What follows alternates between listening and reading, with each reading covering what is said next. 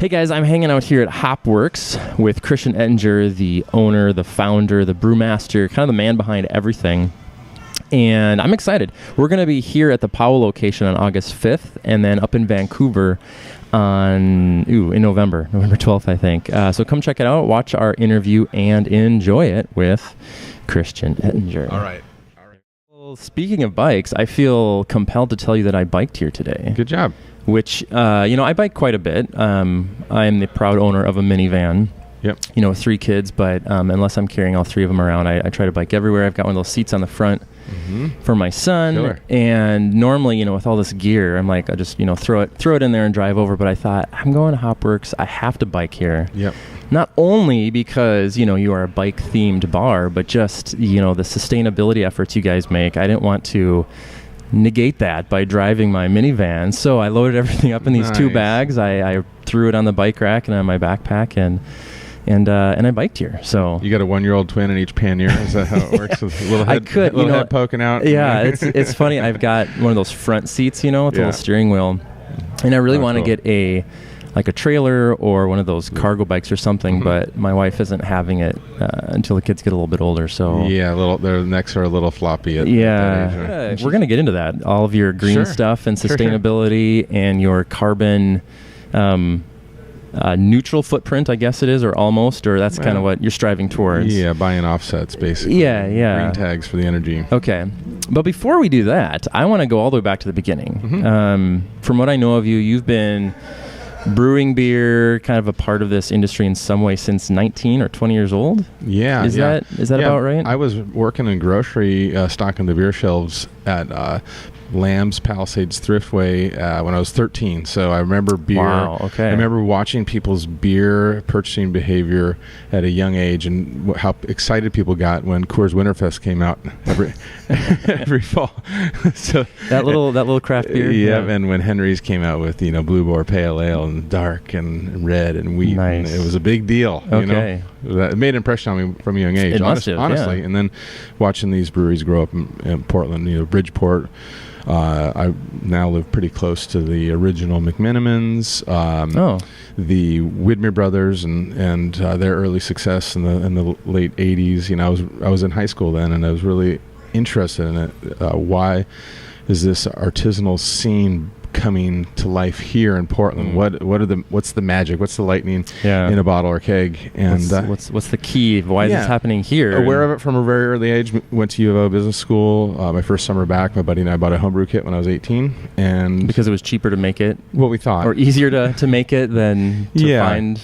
I think your motivation's kind of mixed at that point. Yeah, it's like way easier than rolling the dice with a fake ID or something like that. and you can buy a homebrew kit, but you can't buy booze, right? So exactly. It was kind of a way to usurp the paradigm and then get into the artisanal end of things. It was very interesting. So the combination of stocking the beer shelves, being aware of these 3 cool breweries rolling in town, and then homebrewing.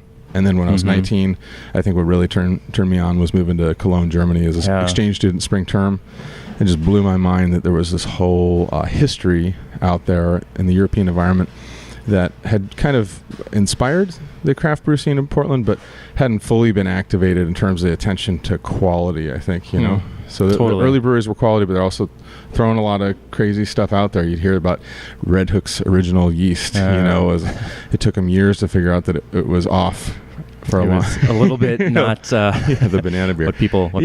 Anyway, so just inspiration, and really just want to bring a piece of that tradition of European culture and attention to detail and quality back. And I love I love how local and loyal they were to their style, even in Germany. It was not only a style for a city, but also one particular brewery that made only that style year-round, one of 22 in Cologne. What was the name of that brewery? Well, I mean... Do you remember off? Yeah, my guest family, they had a case of Reisedorf Kolsch in the cellar. Okay. In Skeller, so we always had that. They only pull 1 bottle out at a time and chill it in the little micro refrigerator. And also the sustainability. Is that because it was so special, or why would they... No, because the refrigerators were tiny. We lived in these townhouses, and it was like living in a dorm dormitory almost. So it was, and everybody had a neat little victory garden in the back. Everybody rode mass transit. They went to the grocery store every day or every other day, and the grocery store was next to the butcher shop, which was next to the bakery. And so it's this exercise in like minimalism, freshness, and sustainability. As a 19-year-old, I was like, oh my God, this is pretty cool. This is how it has to be. I've been back like 9 times now because I can't get enough of it. But these are all the things we're talking about here. So that's not really, or that's not just your introduction to beer. That's the whole. It's the whole jam. That's Hopworks. It's the whole jam. That's all of it. Yeah. So just like at 19, I was like, oh my God. So I think you just kind of you marinate in it, and then you begin to work for others and learn from their successes and failures, and then you ultimately formulate your plan based on your life experience. Right. That's what you want. Yeah. Long answer. Sorry. No, this is great. This is what's fun about doing these conversations. Do you remember? Was there a moment when you went from appreciating beer and all those things just for loving those things to saying, I'm going to turn my hobby interest into a career, a job, a passion? Like, was there a moment like that moment of, coming back and telling your parents, I'm switching my major, I'm doing this or that, or was it a little bit longer process? For me, I knew like when I got back from Germany, I go, that's what I'm going to do. I came back. Dedicate my life. I came back with a ponytail and big sideburns and this dream, this passion for. I think I had a Greek sailor shirt too. Greek sailor shirt. Real nice, light linen, flowy, real cool on a hot day. Sure, unbuttoned, halfway. Halfway with the little blue kind of embroidery, flowers and stuff. So I came back with a couple things, and I just knew at that point that that's what I was going to do. Wow. So I spent basically steadily spent every moment that you were developing, when you're in college, any moment you're not drinking beer, you're thinking about having a career in beer, It's so cool. And you have you have a business degree? Yeah, I got a marketing management degree from the University of Oregon, and got out of there in spring term of 95. I organized what I think at that point was the first ever brewery internship. I got 5 college credits through U of O Business School for interning at Oregon Fields Brewery. That's amazing. And oddly enough, the guy who was my brewmaster there is moving to London this weekend and is having a party at his house. I'm still friends with him. Yeah. So anyway, when was this? Late 90s, early 90s, mid 90s? Yeah, that would have been 95. Yeah. Okay. So I mean, you can think of how much has happened. 95 to 05 to 15, 17. That was like 22 years ago. I've been doing this I've been mentally committed to it, and then you jump off at 06. I was finally felt like I'd learned enough. You never fully prepared. But I had learned enough and had put enough ideas together to feel comfortable talking some people into help me buy a building and loan me some money. The first round of funding is always private, and then you kind of buy that out over time. And you guys are independent. It's you and your wife, right? And then the bank. Yeah. Kind of, right? Yeah. So, most small businesses, the private funding first round, and then just my wife and I never took an equity layer or brought in silent or active investors or partners. Sure. And I think that there's reasons to do it, and it usually has to do with money and skill. Right. And then sometimes I had been through enough of these small business calamities or collapses over the years, just seeing how difficult those partnerships can become. And if you're married to the people, that's one thing, but if you don't necessarily need to partner for talent. You can hire for that. So that's kind of the approach I took. Interesting. Yeah, I guess that's very true. Some people, it's perhaps a longer approach because you don't have that initial infusion of cash. And you can see that we've that long game that's more sustainable, and we could have captured more market share. We could have been woulda shoulda. Could have been 100,000 barrel brewery right now, but that wasn't our goal necessarily. Right. Sustainability isn't necessarily about flooding the market and growing quickly. It's about what can I do for the long run. How can I be successful for the long run? Totally. I think I read in it or heard, or you gave an interview somewhere where you said, some people choose to go the beach house, the fancy car, something else, but you're more about investing in those green initiatives and leaving your kids, should they want it, a really successful business that you and they can be proud of because of the investments you've made over all those years into making this a truly sustainable, community-centric endeavor.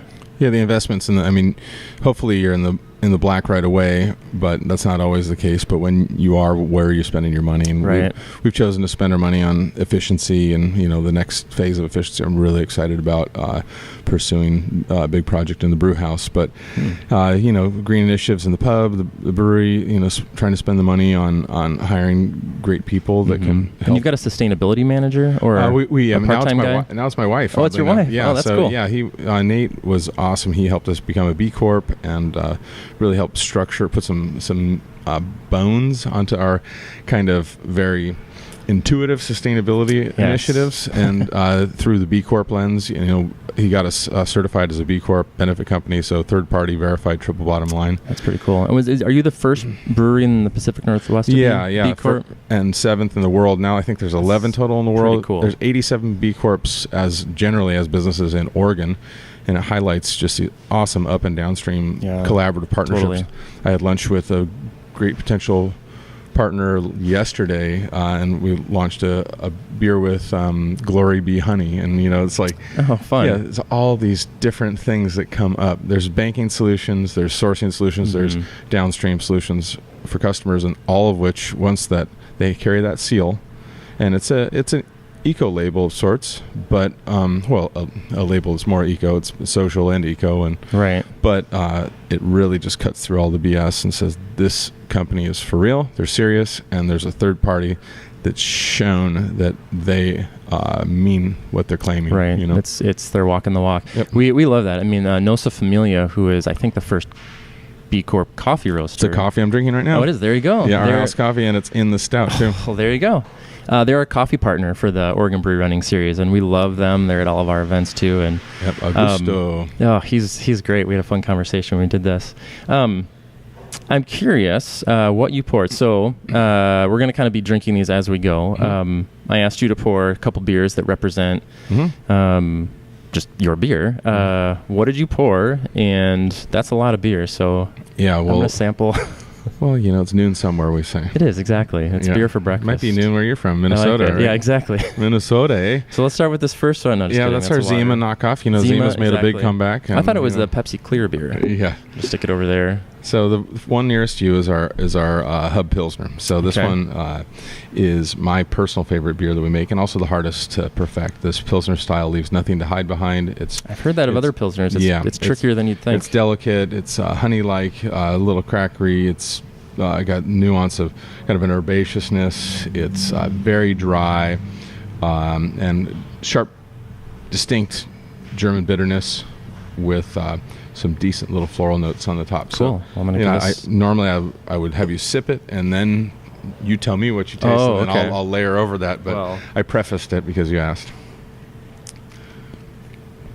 That's exactly what you said. Yeah. I'm learning beer. No, it sounds like you know a lot. Learning how to describe beer. So how do you, and I've asked a bunch of other brewers too, it seems like there's a language that you have to learn to describe it. So what do you, like if you were teaching a class on describing beer, like what do I look for? How do I identify like what's in there, like to get to the level of, maybe it takes 20 years, what you just said, but this is delicious, by the way. 22 years worth of beer sophistication. All descriptions aside, this is just really a good beer that I could drink on a beer is super warm simple. day. It originally was the only reliable source of potable water, as people were kind of contaminating the waters around them, so they learned to ferment it and to kind of reduce the microbial load to the point where you could live. So thanks to beer. It's just kind of an important, human society evolution kind of a thing. Civilization needs to thank beer for its very existence. They do. And then, were monks doing that, or just everybody was doing that? Well, everyone. I think a very crude beer was culturally not only appropriate, but necessary. Necessary for survival, so I guess this is cultural appropriation that we've taken survival. Right, exactly. And kind of modernized it. This is really good. But, so that Pilsner is my favorite beer that we make. And that Hub Pilsner we've now... Really? Of all your beers, this is your favorite? Yeah, exactly. Wow, and we've basically identified for all our beers are 1% for the planet, right? But the three that we've kind of championed particular causes with are Hub Pilsner champions alternative transportation through bike advocacy support, mainly Very cool. mainly BTA or they changed their name recently to the Street Trust. Okay. So that beer's they'll be giving for that beer. All the beers we just divide it three ways, but that highlights the need for investment in alternative transportation infrastructure. Is it a city thing or a state thing or a national thing? That's going to be for us kind of Northwest Regional. A lot of these they have seasonal, or they have regional offices or a sister organization in Washington. So we'll look at what we produce in Washington. Gotcha. Okay. Give that much up there, but generally trying to then earmark Gear Up IPA for Forest and Park giving, and then Wave Train Amber Ale is about watershed advocacy, and it's 100% salmon safe, or 100% salmon safe hops in that beer as well. So I'm on the board of Salmon Safe, so I'm really into water. As a brewer, of course. Why is water important for beer? God, I know. Isn't it just hops? I know it hasn't rained for a while either, too. I know. So we're kind of we could use a little rain here in our temperate rainforest. But yeah, just want to highlight that not only, say this beer you're drinking, not only is it 100% organic, it is also highlighting the need for investment in some really cool, sustainable infrastructure for bicycles. Very cool. Yeah. So since you mentioned it, you're the first Salmon Safe certified brewery or corporation? Yeah, basically, and Salmon Safe is what is that? It's another eco label, right? So I call ourselves certifiable because we just got. So I'm gonna list them. Tell me if I missed anything. You're B Corp certified. You're organic certified. Salmon Safe. Are there any more? I know you've won a Government Sustainability Grand Champion Award. Yeah, so I mean the certifications and the awards kind of overlap in some ways, but if you just say the certifications are like 1% for the plant, B Corp, 1% for the planet, Salmon Safe, and then USDA where it appears on packages. But the beers that don't have USDA stamps are still 97, 98, 99% organic. They just we might be supporting a transitional organic crop that can't carry the seal. We might be using Kernza for, in case it's a perennial wheatgrass for our long root ale we make for Patagonia that is grown That's super cool. sustainably, but hasn't been certified yet. Right. But super dope. But it will be probably eventually. It scratches every sustainable itch and then some, and it's about long-term change in the food system. And I was just in Minnesota last week, your old stomping grounds, to support and to work with the researchers and kind of help. We're the only ones in the world with Patagonia to bring this perennial wheatgrass to market in a widely distributed product. Really? With beer. Interesting. And is this wheatgrass just like very easy to grow, very hardy, or what's special about it? They're doing all the genomic, kind of research right now. They've been working on it for 20 years. It takes a long time to bring these things to market. The grains that we benefit from in the food system now are really a product of thousands of years of evolution and selection through some genetic engineering somewhere. I guess the phenotypes is kind of how they manifest themselves visually, and so they can select them naturally. I think I remember that. Geno and pheno, high school biology or something. I'm sitting there with all these like amazing scientists, PhDs all around, 60 of us in this room, and these guys are throwing out this lingo. And you think the beer lingo is like it's hard to adopt. Wait till you get into this geno-pheno world, and the guy's showing us that there's billions of genotypes, and he's showing us how these computer programs are identifying these similarities, and they're trying to select for these certain criteria that provide that eliminate lodging, which is the way the grain falls over in the interesting and basically falls over and can't be harvested, hits the ground, is no longer useful, maximizing the seed, the endosperm size, so you can get maximum amount of starch, reducing friability so that the seeds don't fall off into the ground naturally. They stay on the stalk until the combine comes through. Sure. Man, I learned so much. Fascinating. So totally nerded out for a day. And then it's fun because that's like that's like so important to you. Yeah. So how did I get into that? We were talking about sustainability and the different. Yeah. So we're probably into too many different things, but it's kind of a balanced approach, right? There's soil health, water health, human health. These are kind of things that we work on. Sure. Well, it's cool. It's definitely appreciated. I think. Portland's maybe one of the few places in the country that as a city would appreciate all of those things and what they have to offer. Before I try this next beer, I want to turn the corner a little bit and talk about Hopworks. You guys have 3 locations. We're going to be at 2 of them this year running. This one here on Powell and then up in Vancouver. How do you describe Hopworks? How do you describe, not just we have this kind of beer, but because it's a culture, it's an ethos, it's more than that. How do you describe it to strangers? Yeah, I mean, I kind of, my dad's an architect, so I first kind of go, like, when you walk into a space, your eyes are doing a lot of surveying, right? So you haven't smelled anything yet, maybe you haven't really talked to anybody yet, but so when you pull up to our site, you're going to know it's special. We've got drought-tolerant native species in the landscape, there's pervious pavers, there's bike racks everywhere, the paint job is kind of iconic and a little mix of kind of industrial and modern. Then you come in, and I call this the architectural vernacular industrial ski lodge.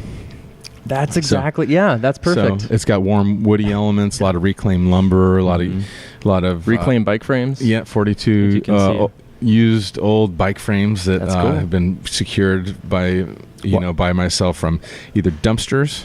All legitimately procured, but either dumpsters, by friends, or bike shops. Interesting. Why 42? Is that a number? Well, the rhythm of the 1 foot on center, and the bar is 42 feet long, roughly. Oh, okay. I thought maybe there's some other deeply profound. No, it's not like the 33 on the Rolling Rock bottle. Right, yeah, something like that. Lucky number 13. Oh, no, lucky number 13. We are the 13th interview for you, right? Yes, you are. That's true. So lucky number 13. Christian, lucky 13. Awesome. So, generally you study the site with your eyes. Should be really special visually. You come in, someone really friendly, outgoing is going to greet you, make you feel like you belong. True. They're not going to look down the end of the nose at you or make you feel like an outcast, and then or roll their eyes at your kids because they're running around in circles. Yeah, we definitely we welcome all ages, and we'll be the first place that people bring their newborns, and then it's true. And can you confirm a rumor? I had heard from a very high up source at Laurelwood that you were not really into the whole family-friendly kid thing. Yeah, pre-kids, man. A little skeptical, why are we doing this? I was like, what the hell is this? You know how many seats we can fit here? Right. Mike, I think we get 12 people here. That's Mike who told me. Yeah. We're drinking beer. I was like, you're crazy, man. And he had 2 little kids. It's trust me, we're doing this. Yeah, Ian and Colin. And those kids were...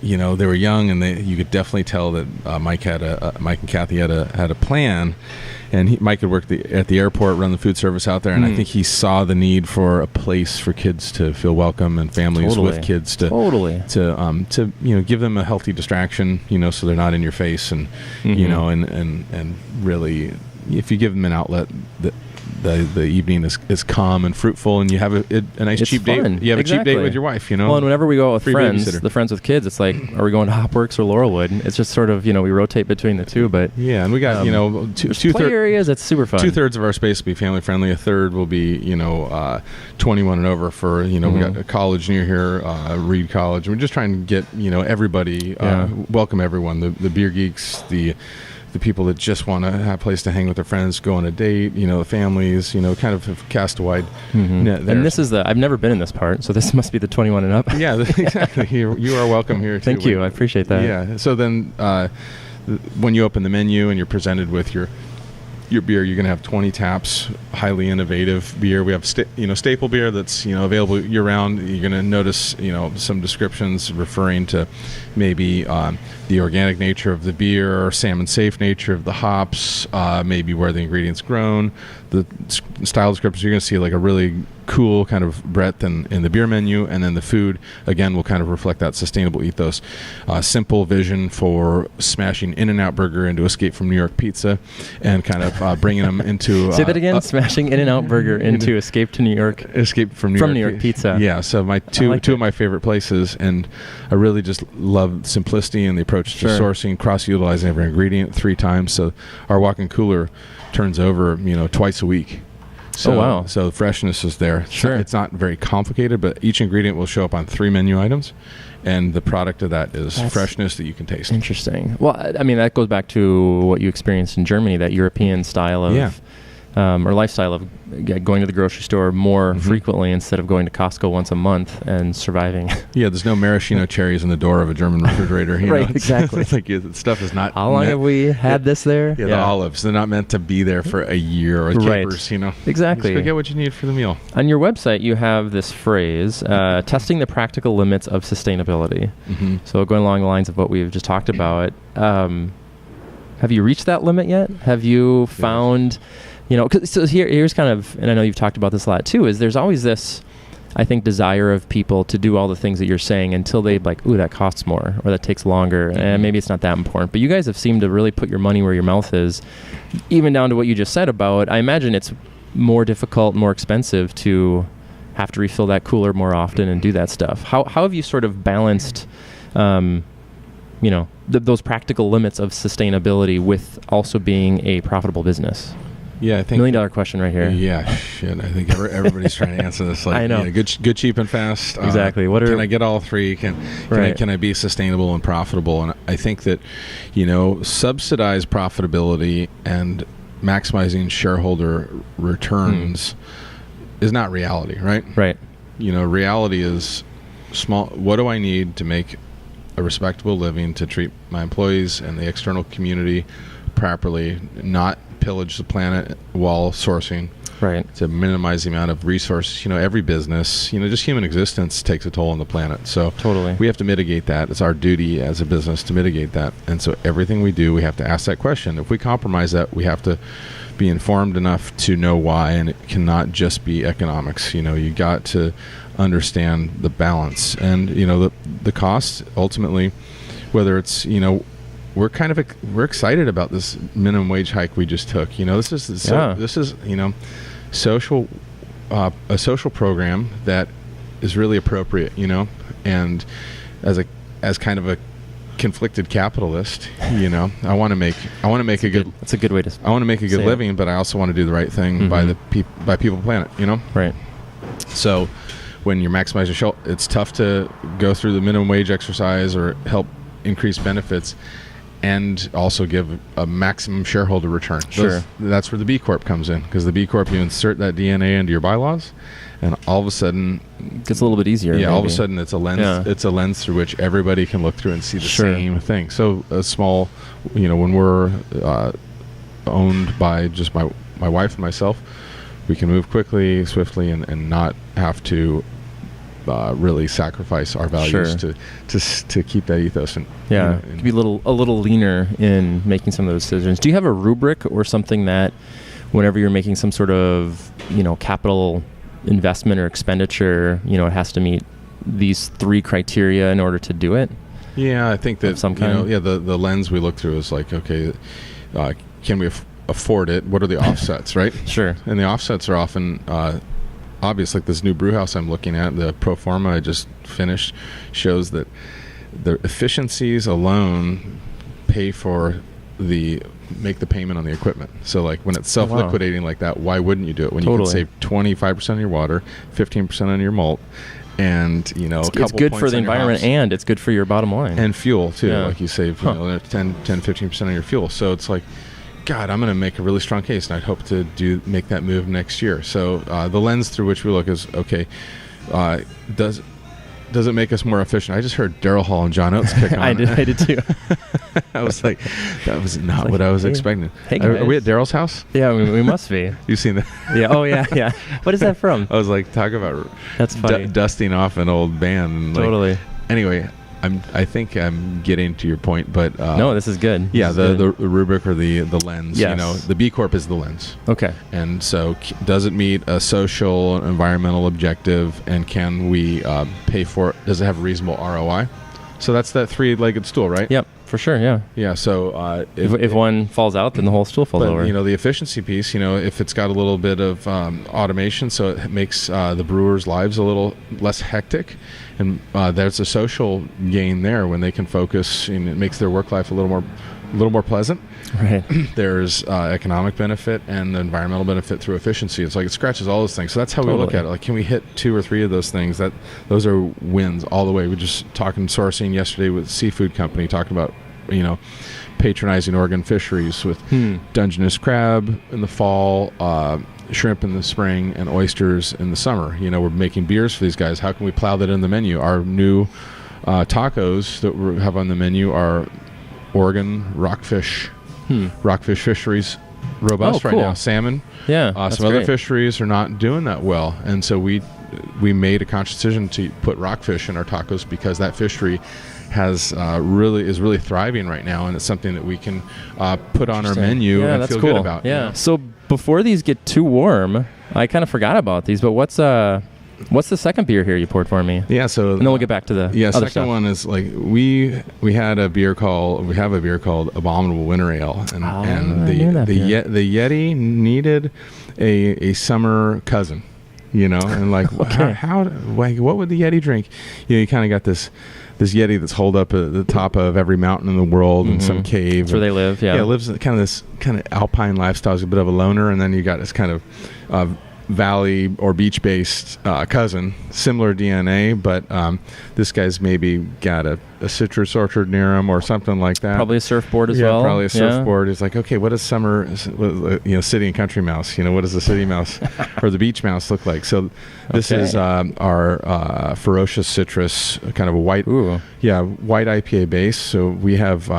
My in-laws have a wheat farm up on San Juan Island, so we're celebrating that unmalted cool. hard red spring wheat, which brings a nice haziness and a tartness to it. We use 5 gallons of a grapefruit puree in the finish as well, and all that citrus is going to be kind of inspired, like it, tart on tart. So the wheat gives it a tartness and a fullness. The citrus, the grapefruit, gives it a tartness. The grapefruit is a wonderful descriptor for hops as well. Good. I'm going to go for it. Oh, yeah, go for it. Don't even hesitate.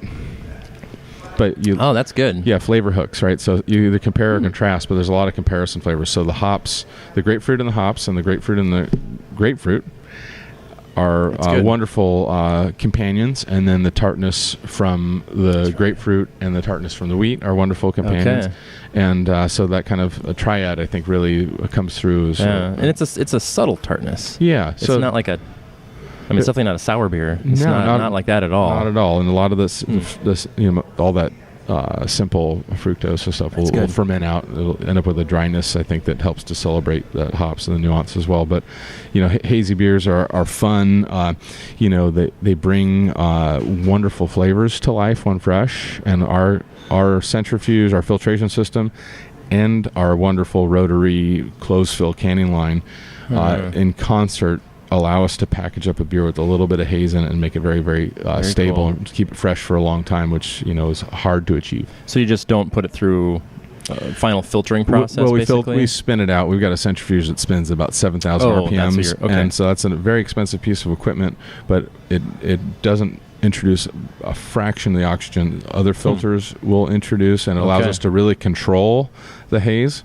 So if you just pass a beer through unfiltered, you're going to get sea monkeys in the bottom. You'll see it all of the time in bottles in the beer aisle, and especially breweries that maybe don't have QA/QC program or anything like that. I just was watching a podcast this morning on exactly that. Like, every brewery needs to have a lab, and that's like going to be that'll be a gating thing. That'll be a gating item as you're selecting beer on the shelf. You're going to have to ask, do you have a laboratory? Yeah. And if you don't have a laboratory, you're like, okay, well, this is a little sketchy. Move to the one that does. Interesting. Anyway, so we can control the haze, and then our canning line. We made a huge investment in our canning program. It's not a mobile line that bounces I saw your video, around. the YouTube.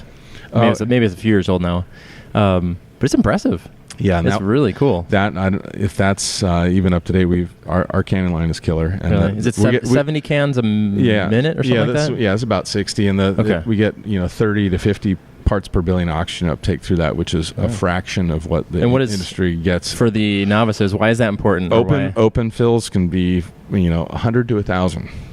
So oxygen's an enemy, and so through filtration and canning, we are really working hard to limit the oxygen uptake. That makes sense. Okay, and allows us to control the solids coming through the haze. Okay. So we can really dial in something that's going to be fresh for a long time, and when you pour it, will be chunk free. Chunk free. Come to Hopworks, folks, where your beer is chunk free. Yeah, it's kind of. You're a marketing guy. Make that. I got to spin that. Let's edit. This one's going to hit the cutting room floor, and we're going to come up with a better term for it. No, that's good. Yeah, we call it the turbidity. You want just enough haze to bring the flavor through, but you want to eliminate anything that's going to cause stability problems downstream. So that's science meets marketing. Yeah, I want to go back to something you were saying earlier, just about how making the life easier of the brewers or this other stuff. Speaking of your employees, you guys have a really low turnover rate. You seem to have created this amazing culture here where people want to work here, they want to stay. You know, the restaurant industry is notorious for having crazy high turnover. But you also mentioned you're excited about the minimum wage hike. So I guess my question is, what are you doing here to sort of infuse this value system into this place, into the people? Because it's one thing to put it on marketing and, you know, whatever, but it seems like the employees get it and it's a place that they want to work. So how are you doing that? Yeah, the cultural cornerstones, you know, like establishing from day one that we really care, you know, that was something you couldn't define with a B Corp scale or anything like that. Sure. We just had a really great crew from the beginning. Our general manager, Lion Decker, and our brewers, you know, Ben and Jamie, and like everybody and Maureen, she's here from the beginning. Everybody has a big heart and they really care. They care about the customer. They care about what they're doing in terms of quality food, beer, and service, right? And coming from the architectural background, so we cared about the environment, the physical environment here. And you layer that with sustainability, and now we can quantify that and give somebody a website to refer to show how our B Corp commitment really separates us from the pack.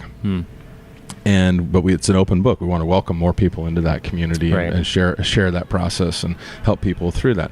So, you know, retention has a lot to do with the value of the workplace, and that's, you know, not just the economic compensation. It's this kind of really meaningful compensation that you get when you're spending, you know, your work life. You'll spend more time at work than most other places in your life. More time than with your family, and you have to love going to work. Otherwise, you're going to look for a different job. Yeah, so it's like buying a great mattress, right? You spend enough time there. Spend a third of your life on it, so spend the money. The other third of your life is spent at work.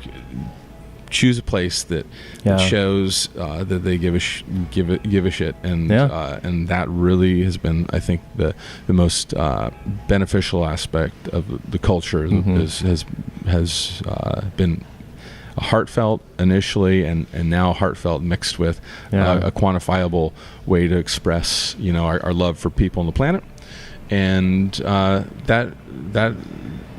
that's a great place to start. And then the rubber has to meet the road, and what you do every day. And, you know, we were just talking yesterday about the 401k thing keeps coming up, you know, and on a small business level, in restaurants, low margins, all this stuff, it's hard to find the money to do everything, right? So on our top of our can, it said for a long time, do what you can. And so that's not only like when you're at home, the way in which you spend your money and time at home, the way in which you spend your time at work, you know, and even as employers, the way in which we deploy resources. Sure. We do what we can. We haven't done everything, and it's a long road. We got a 200-point scale as a B Corp. I think we're 102 points now, and it's hard to gain points over time. Yeah. I think you need 80 to get in the club, and so we're super proud of where we're at.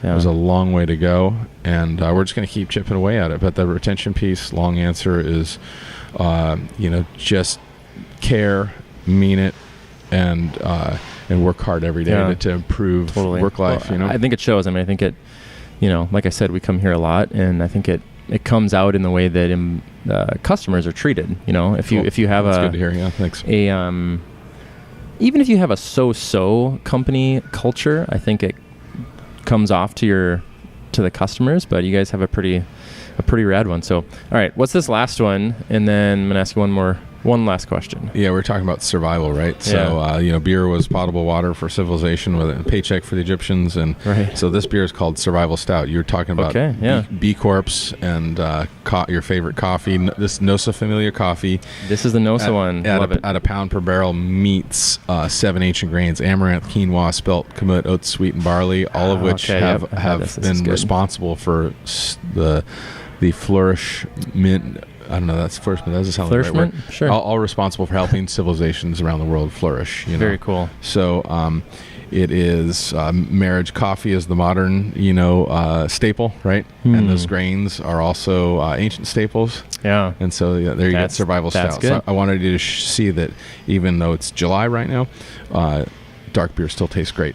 Totally. Well, and this is, a coffee beer is good in the morning. Mm-hmm. Yeah. Right? It's a good, You can violate that noon threshold somewhere. Yeah. Well, I mean, someone will be watching this at noon, so that should count. Yeah. Well, this is good. I love all three of these. And, some people, say that the best, you ask them what's your favorite beer, it's the one in my hand. Yep. Which is probably true, but so just recap. So the Pilsner? Yeah, so organic Pilsner. Organic Pilsner. Yeah, organic Survival Stout. And then the Wave Train, the only thing that's not organic in there is my in-laws farm is now organic up there on San Juan Island. Okay. So that was a transitional thing a couple years ago. Gotcha. All right. Yeah, and so we just use a natural grapefruit puree. That's good. So. Well, that's good. And the Pilsner is your favorite beer? Yeah, man, I just love that style. Like, we were the first brewery to ever collaborate with Bitburger in Germany. We went over last year and made an Imperial IPA. And before that, made an India Pale Lager with them for Craft Brewers Conference in 2015. But I have so much respect for Pilsner brewers around the world. It is so difficult to make that style repeatedly at world-class levels. Right. And so that's like kind of the life's goal is to, like, if we can perfect that Pilsner, the rest will come. The rest will come naturally if you can perfect Pilsner. Do you have a non-Hopworks beer that you're enjoying right now? God, my fridge. What is my fridge? I got some Deschutes in my fridge. I've got mad respect for those as like Gen 1 craft brewers. Yeah. And, I love me some Freem Pills. I love my buddies at Crux. I'm going to go see them this weekend. Oh, cool. Okay. Yeah, really. The Gimme Mo IPA is fantastic. And in town here, God, I can't get enough of Commons Farmhouse. I love that too, yeah. And something about that is like that every time I have that beer, I go, God damn it, why didn't I think of that? But, I know. Well, they're doing a great job. We did a run with them in June, and I mean, they've got so much good stuff there. Mm-hmm. It's just it's pretty incredible. Yeah, the wall of hops is cool, but I really like like what how people express themselves on kind of sessionable scale, right? A little bit lower alcohol. So, well, here's my last question for you. So, the Oregon Brew Running Series, we're all about getting active, having fun, and giving back. We do that through the Brew Shed Alliance and Portland Parks Foundation. Mm-hmm. And obviously having fun doesn't need explanation. But I'm curious, how do you get active? I'm guessing there's some biking, some cycling involved, but what's kind of your go-to get active exercise, recreational sort of life look like? Yeah, so I'm growing up in Oregon, man. There's so many beautiful places and spaces, and so you just love... Millions of them. Love being outside from day one. And...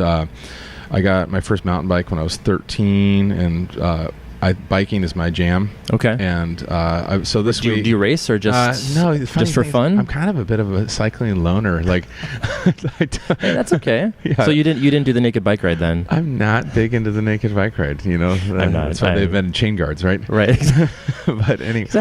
Exactly. Anyway, no, my go-to is cycling for sure. I rode in this morning.